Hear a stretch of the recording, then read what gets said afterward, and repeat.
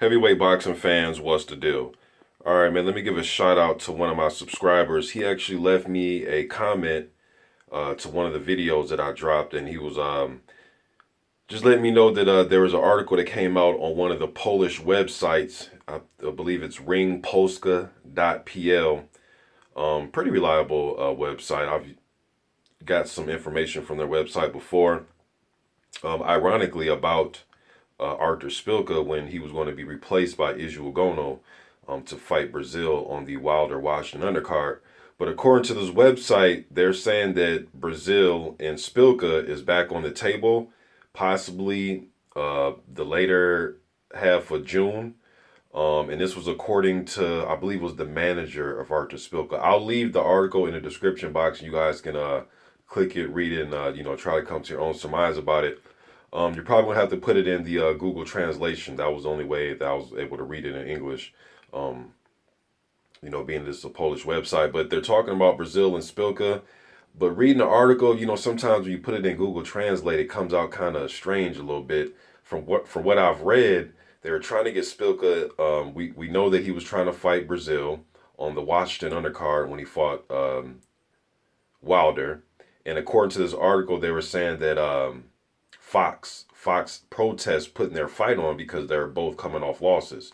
Although they were both coming off losses to title holders, Spilka being knocked out. Although he got knocked out, he fought pretty impressive fight, man. I actually, and I've said this even in my post-fight video, I had Spilka up by 1 round going into that ninth. I had it 4-3-1 Spilka going into the ninth. But he got knocked out, he got put to sleep, and then we know Breazeale went in there against Anthony Joshua. So I guess according to this article, they were saying that Fox kind of protested, having their fight televised. But they're putting that fight back on the table. Spilka still has not been in the ring since his loss to Deontay Wilder. I know he's been staying in good shape. I follow him on Instagram. I know he works out at the Plex gym with I forgot his damn trainer's name, man. Ronnie Shields.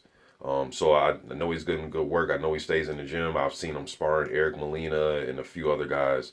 So I want to see Spilka back in the ring.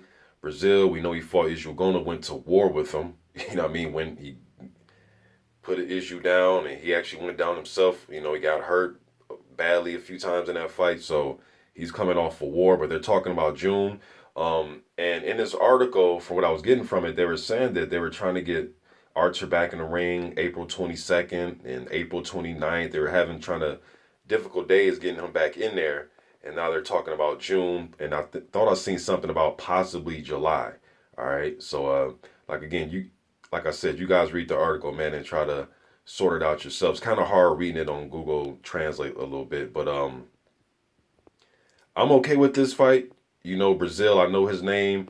I really haven't heard him say anything about who he wants to fight. I know he would like a title shot, but besides that, I really haven't heard him call anybody out. I know Dillian White wants to fight him in the fall. White came out and said that after the fight with Ugono and Breazeale was over with, but they're talking about Spilka versus Breazeale. I still see this as a close fight. Actually, going into the Breazeale Spilka, I thought that was a 50-50 fight, when they were first talked about fighting. You know what I mean? So even after, Breazeale beat Ugono, I still think it's like a 50-50 type of fight based on what I've seen Spilka was able to do to Deontay Wilder. He was having some success fighting a big, tall fighter like that. Spilka legs, the way he uses his legs and his mobility around the ring is a lot different than the days when he fought Jennings and Malo, when he was in those wars like that, man. He knows how to use his legs, his mobility, and circle the ring and use his jab and use his feints, and just seems like a much more speedier, quicker fighter on his feet and his head movement, the last few years, at least in my opinion, at least in the Deontay Wilder fight. Breazeale, I think he can be outboxed, outquicked in the fight. And I think that southpaw stance to give him a little bit of trouble. He had a little bit of trouble dealing with Amir Mansour. A shorter fighter like that, but Breazeale's the type of dude, man, where he can kind of walk through fire a little bit. You know what I mean? If you can't really put him out of there the way like Anthony Joshua was able to, even Mansour, even though when Mansour put him down Breazeale was able to still, kind of walk through the fire. And, I know Mansoor had to quit in his corner due to injury. I think he cut his tongue real bad. Yeah, it has something to do with Dominic Breazeale punching him in his mouth too. You know what I mean? No disrespect to hardcore Mansoor, man. I like Amir, but it has something to do with that big 6'7", 260-pound man in front of you that had a lot of will and heart that night. You know what I mean? So I give Breazeale that chance to be able to just, walk Spilka down with a jab and hard right hands and back him up and, try to cut the ring off on him and use his length to touch him, you know what I mean? And try to walk through whatever it is Spilka has. But I can see Spilka outboxing him for 12 rounds and, and staying, consistent with his jab and, just staying committed to boxing and using his, just using his boxing ability as far as throwing combinations, moving, circling, getting out of there. When you get on the inside, tie up, don't allow Breazeale to put his weight on you and be the big man.